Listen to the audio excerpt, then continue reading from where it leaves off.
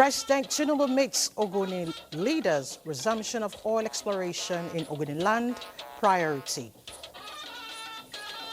This administration has invested significant resources to continue to ensure that we project the image of Nigeria.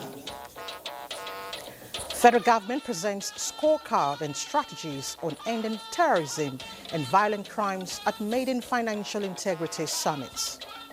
Everything that we have asked of from Mr. President has been provided. UNESCO International Media and Information Literacy Institute in Nigeria to take off. Funding approval granted. Good evening and thanks for joining us on the Network News on NTA. I am Elizabeth Omori. Ajola Komiakere will be reading from Lagos. Musa Abubakar will tell us more from the business arena. Musa. Equities market closed positive as MTN top gainers chart. And our sportsman, Badi Adeleye, is ever ready with sporting stories. Badi. Organizers of the Nigeria Premier Football League are stepping up their fight against indiscipline as we get set for NWFL Premiership Match Day 2. Details when we get to sports. Thank you, gentlemen. Do endeavor to follow us live on our website, nt.ng/live, NG News Now on X, and other social media handles displayed on the screen. Now the news. The administration of President Bola Tinubu is making a headway towards resumption of oil exploration in Ogoniland with new assurance of total support from the leaders of the oil-rich area. President Tinubu met with Ogoni leaders and assured them that his administration would prioritize peace, justice and sustainable development in the area. The report will come later in the course of the bulletin. Now, Nigeria is making significant progress in tackling the threats of terrorism and other violent crimes through enhanced ability to identify, pursue and stop the financing of such violent acts. Secretary to the Government of the Federation, George Akume, who represented President Bola Tinubu, stated this at the National Anti-Money Laundering, Counter-Terrorism and Proliferation Financing Summit organized by the Nigerian Financial Intelligence Units. As crimes of illicit financial flows such as money laundering and terrorist financing continue with attendant consequences, the importance of ensuring integrity of the country's financial system becomes necessary. To achieve these, financial and security experts gathered to brainstorm and come up with strategies that will build a resilient financial system in line with global standards that will help achieve sustainable growth by tackling illicit financial flows. By shrinking their financial and other material support, the SGF says Nigeria will be able to achieve a lot through denying these groups the ability to inflict terror on citizens. to enable more effective responses by our law enforcement agencies. This administration has invested significant resources into their operations, upgrading their human resources and technical capacity. We have made substantial progress in addressing most of the identified deficiencies. This summit is yet another demonstration of the NFIU's dedication to convening stakeholders and driving collective action. Experts say for Nigeria to overcome the menace, the capacity of reported agencies and synergy among them must be enhanced. We are getting more intelligence from NFIU now, just like never before, both reactive and also proactive. To continue to ensure that we project the image of Nigeria in terms of this menace which has been bedeviling in this country. With theme shaping the future of financial integrity in Nigeria, emerging trends and best practices, the summit is expected to foster domestic and international partnership. And with us in the studio is Mohammed Shahid Ahmed from the Nigerian Financial Intelligence Unit to tell us more about the out at the summit, actually. Mr. Mohammed, thank you so much for joining us on the news. Thank you. It's a pleasure to be with you here today. Thank you very much. Now let's talk more about this summit. In driving actions, collective actions for the fight against terrorism and other financial crimes, what does this summit seek to drive at? So essentially, this summit is based on the realization that for whether it's terrorism or other violent crimes, the key strategy to address it and to make sure that we tackle the underlying reasons is to target the financing. We realize that, without access to finance, without access to funding, a lot of these groups, whether they're terrorist groups or bandit groups, cannot carry out their activities. And what this summit aims to do is to bring together all the stakeholders that are involved in this collective fight, whether it's from the private sector or the public sector, to really examine how we can together work together to essentially, one, identify where these funds are, and then make sure that we are disrupting the financial flows and disrupting the activities of these organizations. And it goes beyond terrorism financing. If you look at a lot of other criminal activity, the primary motivation is to make some sort of financial gain.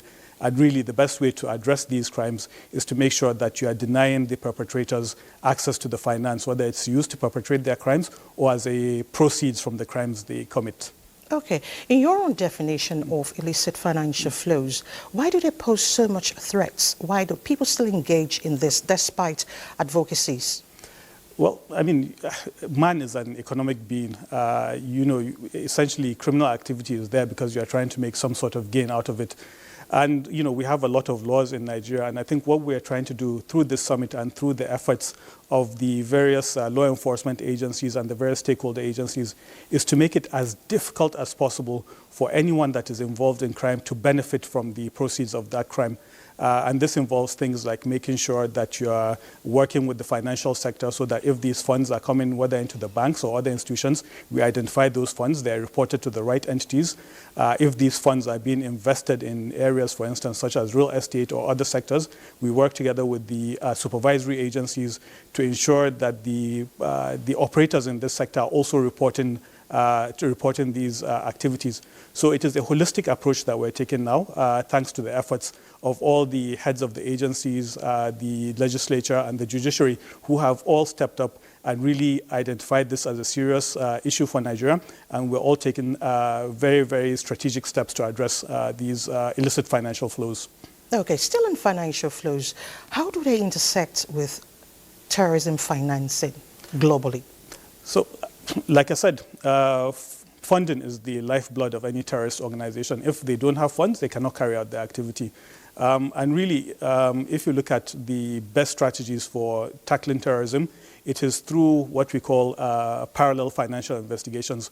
So not just investigating the act of the terrorism itself, but also investigating those individuals or entities that are contributing to those terrorist organizations.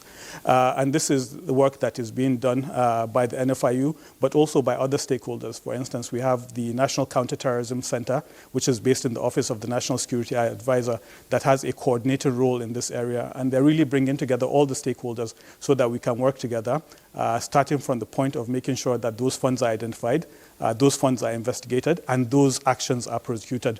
So really to make sure that there's a very visible step being taken, and this is acting as a deterrent to make sure that others who may be tempted into these illegal activities think twice and do not venture into these areas. Okay. For sectors that are most vulnerable to money laundering, how can they look out for the loopholes? This is a very good question. Even individuals. Perfect. This is a very good question, and I think, again, this speaks to the work that we're doing. So when we speak to the efforts, the strategy that is being implemented, it cuts across different sectors. So, for instance, as I said, it's not just the investigators or the Financial Intelligence Unit. We are also working with entities like the Central Bank of Nigeria, the Securities and Exchange Commission, other players who are responsible for the regulatory and supervisory framework. And what they're doing is really providing guidance and providing directives to those private sector players to help them understand where their risks are, where their vulnerabilities are, and then providing them guidance in terms of how they can essentially protect themselves. And that also goes to making sure that customers that use these services also understand the vulnerabilities, and so you are not unwittingly used to finance or perpetrate terrorism, for instance. Mohammed Shahid Ahmed, I want to thank you so much for joining us on the news tonight. Thank you very much for your thoughts. Thank you very much. It's been a pleasure. Thank you. Moving on, the former managing director of Assets Management Corporation of Nigeria, AMCON, Ahmed Koro, has been arraigned with 4 others for allegedly defrauding Arik Airline of 76 billion naira and $31.5 million. The defendants were arraigned by the Economic and Financial Crimes Commission before Justice Mojisola Dada of the Special Offences Court sitting in Ikeja, Lagos, on a 6-count charge bordering on theft and abuse of office. The defendants, however, pleaded not guilty to all the charges. While the defense counsel pleaded for their bail, the prosecution opposed the move. However, presiding Justice Dada granted 20 million naira bail to each of the defendants with 2 sureties in like sum. The trial has been adjourned to March 17. Stakeholders in the anti-corruption fight in Nigeria have commended the successes recorded so far, as well as policies and programs put in place by government. They also called for effective prosecution of offenders. This was the takeaway at a stakeholders dialogue on UN Conversation Against Corruption, organized by the Bureau of Public Service Reforms and Center for Fiscal Transparency and Public Integrity. Haman Jabani reports. The parallel report examines Nigeria's implementation of selected articles of Chapter 2, Preventive Measures, and Chapter 5, Assess Recovery of the UNCAN. In 2009, the Conference of the State Parties to the UNCAN created the Implementation Review Mechanism to evaluate member countries' compliance with the Convention, and gathered here are key stakeholders to assess how Nigeria has fared in the implementation and to fill the gaps identified. The failure of ministries, departments and agencies of government to provide information on the efforts we are making individually as MDAs and in a group as government on the efforts that we are making. You agree with me, and the participants too will agree with us that quite a lot of efforts are being put in place. So these are all those recommendations are easy. What usually takes time is attitudinal change. On the prevention issue, not sensitization, on blocking leakages is actually very easy. The fundamental problem that we should look at and start working on with advocacy is to create awareness among Nigerians to stop celebrating established corrupt officers. The report forwarded 22 recommendations, which include implementation strategies to enhance anti-corruption agencies' autonomy and operational capacity. Hamad Jabani, NTA News. Meanwhile, President Bola Tinubu has approved funding for the successful takeoff of the Category 2 UNESCO International Media and Information Literacy Institute in Nigeria. Minister of Information and National Orientation Mohammed Idris made this known when he received UNESCO feasibility team in Abuja. Saliu Abdullah Iguanara tells us more. Nigeria's pledge to establish and host the institute emerged from the 2022 UNESCO Global Media and Information Literacy Week, hosted by Nigeria in October 2022 in Abuja, and was endorsed by a resolution of the 216th session of the UNESCO Executive Board in May 2023. Members of the UNESCO feasibility team are here to compare notes after reviewing Nigeria's proposal on the infrastructure provided for the takeoff of the institute that will provide services to the world. We were at the university, and so far, Honorable Minister, it has been so good from our end. All of the documents and the stakeholders we interacted with, they have been so positive.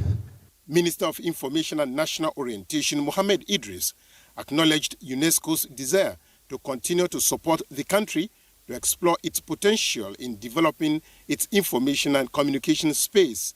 We approached Mr. President, who has graciously not just approved what the ministry, in collaboration with the National Open University of Nigeria, is doing, but also in ensuring that every support, especially the financial, whatever support that is required, everything that we have asked of from Mr. President has been provided. As a government image maker, he reaffirmed the government's unrelenting efforts to guarantee press freedom and restore trust and credibility to government communications. If you are reporting anything, whether you are a citizen journalist with a phone on your hand or a laptop or whatever, and your desire is to push out information, you have to know that you have a great responsibility on your shoulder. It is either you are pushing out information that helps society to grow, to develop, or you are also pushing weapons that will help to destroy the very society that you belong to. And so we, as a country, have decided to key into the UNESCO guidelines in ensuring that information, misinformation, disinformation, and fake news are somewhat being looked at. He called for global support in the fight against fake news. In Abuja, Salihu Abdullahi Gwanara, NTA News. Away from information management, the Minister of Works, David Umahi, has faulted a publication which indicates that the ministry awarded a section of the Abuja-Kaduna Highway to an inactive company. Abdullahi Mohammed reports that the minister says the publication misled Nigerians on the renewed hope agenda on road infrastructure. Is the bone of contention, a bold headline on one of Nigeria's dailies. But books from the ministry says a different story. Though the two companies have similar names, a drop on one of the alphabet puts out a clear distinction between the name of the company that was awarded the contract and that which the publication alleges to be inactive. The company that we recommended for the job is InfoQuest. There is this O and Q. And for this error, the minister says the ministry deserves an apology. The Daily Trust owes Minister of Works very deep apology because we didn't give job to the company they say we gave job. It amounts to demarketing the company. It amounts to inciting, the public against the Minister of Works. It amounts to create doubt in the mind of our boss, Mr. President. On the lips of the minister's lieutenant, a call for a collective support for the ministry to deliver on its mandate. And I want to use this opportunity to call on Nigerians, particularly our brothers in the media, to please don't allow yourself to be used by people who are not wishing this country well. Mr. President is really trying his best to put this country on the right track. When you find out the truth before you publish, it will save the nation a lot. The ministry reiterates its commitment to keep works in all inherited and newly initiated projects for the benefit of the nation. Abdullahi Mohammed, NTA News. Now to defense, budget defense, various activities and projects to further tap from the vast potential of Nigeria's culture and creative industry would be intensified, including the establishment of a culture village in the Federal Capital Territory. This came to light during the 2025 budget defense session with the Minister, Hannatu Musawa. National Assembly correspondent Lami Ali has details of some of the budget defense engagements at the National Assembly. The Arts, Culture and Creative Economy Minister emphasized that public-private partnership will increase significantly the revenue and employment generation opportunities in the sector. There's going to be a partnership, an MOU, that also gives the federal government the necessary stake to transform our economy, create millions of jobs, and strengthen our global reputation. Scrutiny of the 11 billion naira 2025 proposal of the Marine and Blue Economy Ministry targeted at improving safety and boosting economy in the marine environments occupied the session with the Minister Boyega Oyetola and the Joint Committee on Marine Transport. If you want us to be able to unlock the potentials in the economy, there is a need for proper funding. The amount that has been allocated to the ministry will not do much, but we try to, do whatever that is available within the space of what budget that we have. We are going to do whatever we have to do and go ahead and defend with the appropriation committee as soon as we are done. The Joint Senate Committee on Tertiary and Basic Education hosted the two education ministers as they made inquiries on how the ministry intends to expand its allocation increased by 35% for 2025. 2025 budget is expected to demonstrate a clear vision for addressing the gap identified in the 2024 appropriation, while also introducing an effective strategy to tackle emerging challenges. We have this ambitious TVET program, Technical Vocational Education and Training, which is a big part of our which is number one of our 6 high priority areas. As the House of Representatives, Minister of State Finance spoke on bilateral and multilateral ties with international financial institutions. Because we're representing Nigeria at various fora, it requires us to travel a lot. And due to the exchange rate fluctuation, our travel cost has actually significantly gone up. 25 billion increase in your envelope. My own question will be that where do we pick it from? Where do you expect us to get that money from? Senate Committee on Power continued the budget defense session with agencies under the ministry as it sought explanation from Rural Electrification Agency on the 588 billion naira proposal, part of which would be used for national solarization projects.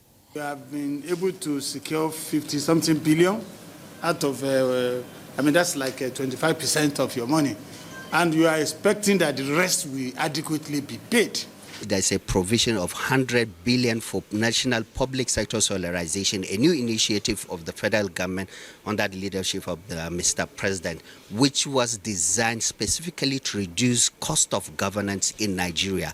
Elsewhere, Senate Committee on Population was unhappy over the absence of credible data as it questions the National Population Commission on why census has not been conducted for the past 19 years. The ultimate attention, as far as we are concerned, is to have a census. Amen. And we are not going to rest on our earth until this census takes place within the jurisdiction of this government by Allah's grace. I have written to see Mr. President so that I can brief him. Why I need to brief him is that he himself has indicated he wants the census to be conducted with biometrics because of the prevailing situation in the country, security and otherwise.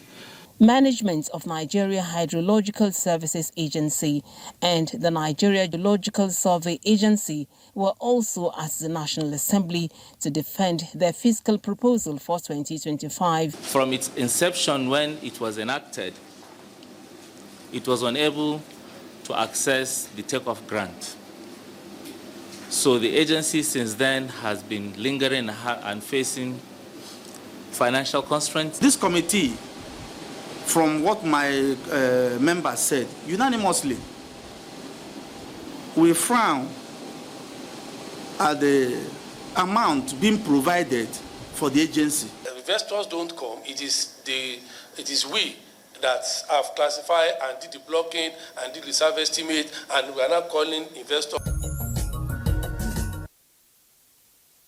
Thank you, Lami. This is the network news on NTA. Let's take a break. The news continues shortly. All ministries, departments, and agencies are hereby advised to begin. This is the network news on NTA. As alert says on resumption of oil exploration in Ogoniland, State House correspondent Mustafa Danwahab will now bring us that report. Leaders from Ogoniland in the Niger Delta area of the country arrived State House for the crucial meeting with the president.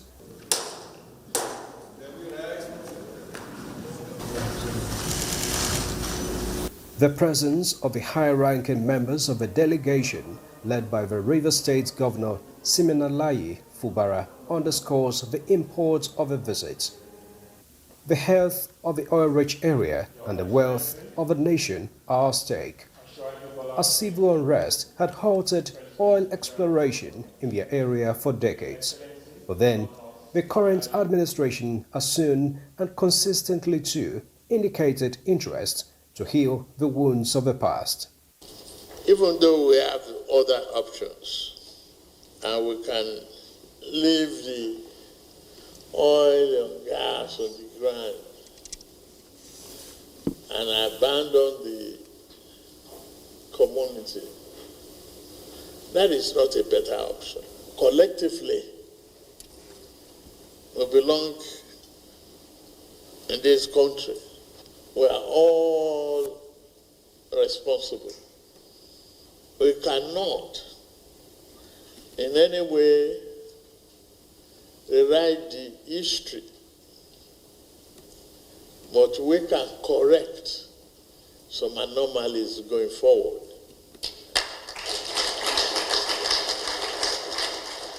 Let us put the grievances of the past aside. It cannot heal the wounds if we continue to be angry. Now, the president is expressly backing his words with action as he has directed the National Security Advisor, Nuhu Ribadu, to coordinate the negotiations as he called for inclusive consultation and mutual understanding. I know what to do in the memory of our beloved ones so that their sacrifices will not be in vain. You and I must work together to achieve this. Your Excellency, the presence of this delegation is a testament to the Ogoni people's readiness to engage constructively in the pursuit of peace, justice, and a sustainable development. Intention is also meeting interest here as the Ogoni leaders are equally indicating willingness to take ownership of a quest toward an accelerated process that will facilitate the resumption of oil exploration on their land. Mr. President, the love we have for you, the respect we have for you, is just for you to say, you're behind that meeting, we should go back and continue the consultation with a timeline so that this issue of oil, resumption of oil operation in Ogoniland will commence. The meeting is essentially about bringing peace to Ogoni people and the need for the various groups to work together as a group so that there will be more prosperity in the land of Ogoni. In the area of remediation, what is the most important area we are trying to address, we have done about 36 sites. They have been completed and they have been certified as environmentally conducive for people to continue doing that. All things being equal, it's hope rising toward a win-win situation for the Ogoni people and the economy of the country. From the State House, Musbal and Wahab, NTA News.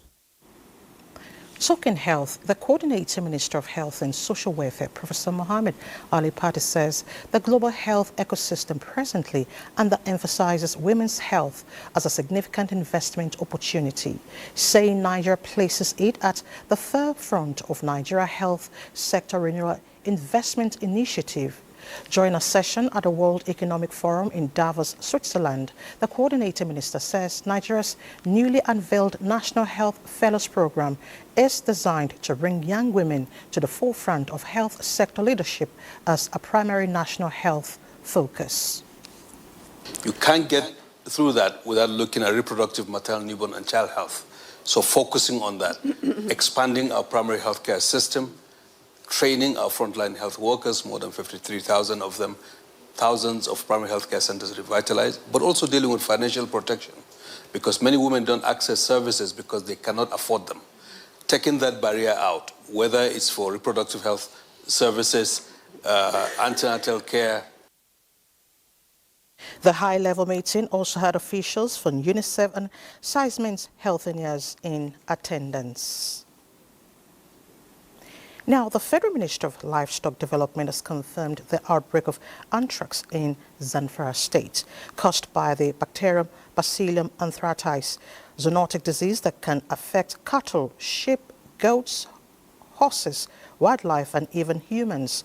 While anthrax is preventable through coordinated efforts such as risk assessment, service, and vaccination of susceptible animals, the Director of Information and Public Relations, Ben Gong, says the ministry is collaborating with all stakeholders to ensure swift and effective response. President Bola Tinubu congratulates Minister of Aviation and Aerospace Development Festus Keyamo on his 55th birthday.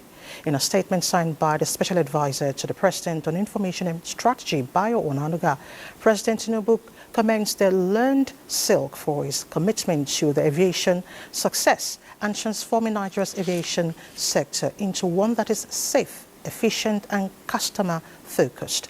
The President notes the progress made in the sector over the past 15 months and wishes Keyamo many more years of good health, wisdom and fulfillment in serving the nation. Let's now head to Lagos for more reports where Adeola is standing by. Adeola.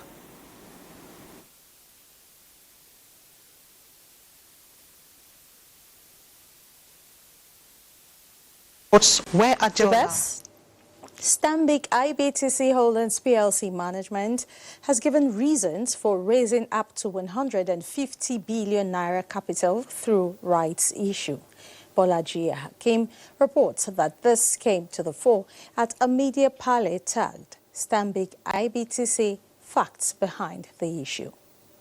The rights issue allows existing shareholders to subscribe to over 2.9 billion ordinary shares of 50 kobo each at 50 naira 50 kobo per share, structured at 5 new shares for every 22 ordinary shares held as at October 29, 2024. According to the acting chief executive of Stanbic IBTC Holdings PLC, Kunle Adedeji, the decision to raise the capital through rights issue is in appreciation of the trust and loyalty of investors with a solid track record of delivering robust returns to its shareholders. Stanbic IBTC has built a strong brand in the country's financial services. Retirement savings accounts, 2 million plus. Our asset under management, these numbers are at Q3, 9.2 trillion. We have 15 mutual funds and 1 specialized fund. Asset under custody is about 22 trillion. Speaking on how the funds for the bank will be used, the chief executive Stanbic IBTC, Wole Adeniyi, said proceeds from the rights issue will be judiciously invested to give shareholders maximum yield for their investments. The large enterprises, the agri opportunities, the small and medium scale opportunities, this is where you are going to see those funds being utilized. And then from the personal and private banking business, we are going to use 11% of these proceeds. In 2023, their profit before tax was 996 billion naira. And so their investors are already familiar that this company is really a cash spinner. The rights issue acceptance list, which opened on the 15th of January, will close on the 21st of February 2025 in Lagos. Bolaji Hakim, NTA News. It has been given names and acronyms in different states of the Federation: Joint Task Force, Rapid Response Squad, Operation Burst. Interagency collaboration and security has become the norm, especially in addressing internal security challenges in Nigeria, and it seems to be expanding to incorporate local vigilantes and states experiencing insurgencies. Our correspondent Larry Wiley takes a look at the gains of interagency collaboration since its inception. Interagency collaboration is the life wire of any functional security architecture. It is a systemic network of security outfits coming together to tackle any form of security threats or organized crime operations that presents itself. In Nigeria, this security network has helped improved intelligence gathering, communication, reduce duplication, increased trust, shared resources, improved decision-making, which has overall improved efficiency. Whether you are Army, Navy, Civil Defense, Immigration, Custom, all must work together to achieve that desired goal, the peace of the nation. Finally, there should be shared data. That's the essence of agencies that collect data, like NCC, and so all these data should be available on interagency basis. Based on the success recorded and with the network spreading towards local hunters, vigilantes, and ex-servicemen, stakeholders in the nation's security sector are convinced it is the best mode of operation. we already know how to pursue our mandate, but we will work this time around in year 2025 more assiduously with other security agencies. You know, the military is there to protect the territorial integrity of Nigeria, but we'll work with them. The Nigerian police force on several civil matters and as it relates with our mandate, and other security agencies across the state as well as at the local level. The present administration's focus on its security is evident in its proposed budget for 2025, which had the defense and security biting a considerable chunk of the budgetary allocation. This invariably means that interagency collaboration is now a status quo of internal security operations. In Lagos, Lanre Bileyi, NTA News. And those are reports from Lagos. It's back to Elizabeth in Abuja for continuation of the news. Lizzie?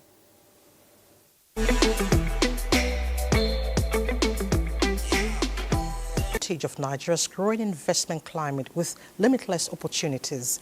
It gave the assurance during a forum tagged Roadmap to Co-Create Investment Opportunities for Africa's Frontier Markets at the ongoing annual meeting of the 2025 World Economic Forum in Davos, Switzerland. Status correspondent Abrahman Jibrila reports.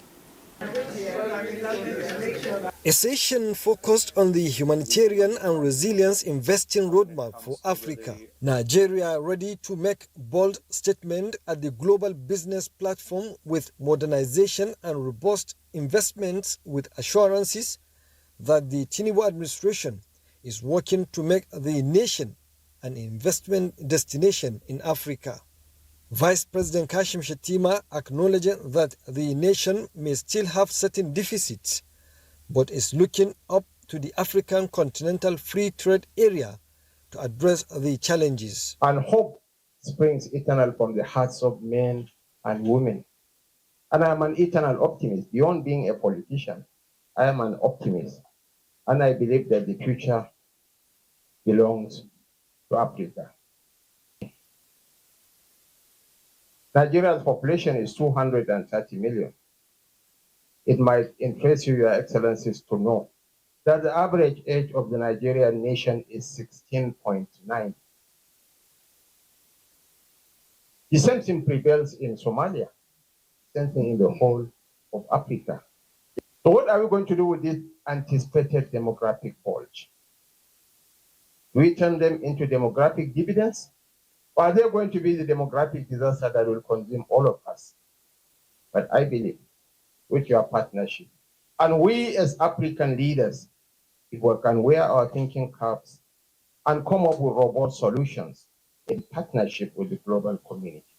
Meanwhile, in a show of African leadership collaboration at the World Economic Forum in Davos, Nigeria's Vice President Kashim Shettima joined South African President Cyril Ramaphosa at a high-level briefing following his earlier participation in the Africa Investment Forum. Vice President Kashim Shettima and the President of Botswana, Duma Boko, also held bilateral meeting where areas of mutual interest were discussed. The meeting, which took place on the sidelines of the World Economic Forum 2025 in Davos, is part of Nigeria's commitment to fostering stronger intra-African relations and economic cooperation. During the meeting, Vice President Shettima welcomed the Director General of the World Trade Organization, Dr. Ngozi Okonjo-Iweala, and discussions centered on trade and investment. Abrahman Jibrila, NTA News. For more on economic and financial matters, let's join Musa. Well, thank you, Elizabeth. Still talking about Davos, development actors urging governments to do more to address poverty and increase collaboration, expressing concern over protectionism and tariff war.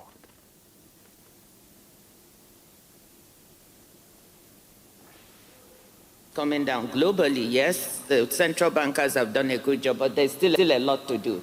And many countries are still struggling, and it's hitting the poor the hardest. The mission of the G20 South Africa will focus on three themes: solidarity, inequality, and sustainable development. It is South Africa's firm view that these themes can best be taken forward through the collective actions of a number of institutions like the G20. We must look for new opportunities wherever they arise. This is the moment to engage beyond blocks and taboos. And Europe is ready for change.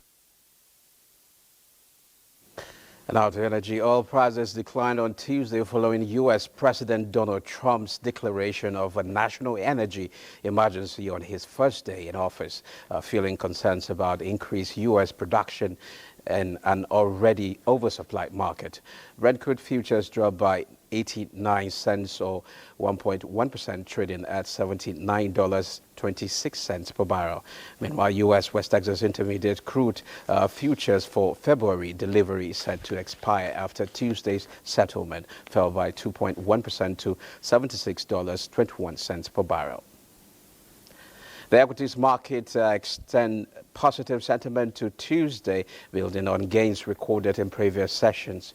The all-share index climbed 0.75% to end the session at 103,137.99 points. A total of 439.6 million shares in 13,087 deals, corresponding to a market value of 8.5 billion naira, were traded. Today's data shows 24% improvement in volume, 7% improvement in turnover, but 6% decline in deals. Market capitalization advanced to 63.3 trillion naira. NTA Nigerian led the gainers with 10% share price appreciation, closing at 256 naira 30 kobo per share, followed by Score Nigeria, Omatech Ventures, and Universal Insurance Company. Lasako Assurance recorded the highest volume of 108 million traded shares, followed by Access Holdings, United Bank for Africa, and Zenith Bank. Well, that's a quick look at business news. Elizabeth, it's back to you. Thank you so much, Musa. The federal government, through the Federal Ministry of Solid Minerals Development, has unveiled a 13-episode movie titled Hidden Treasures to inspire Nigerians and draw investments to potential opportunities inherent in the solid minerals sector. At the movie premiere, Permanent Secretary of the Ministry, Dr. Mary Ogbe, explained that the ministry intends to engage the public by using entertainment as an educational tool to shift public perception and attract investments as part of the present administration's key agenda. The series will be aired on the Nigerian Television Authority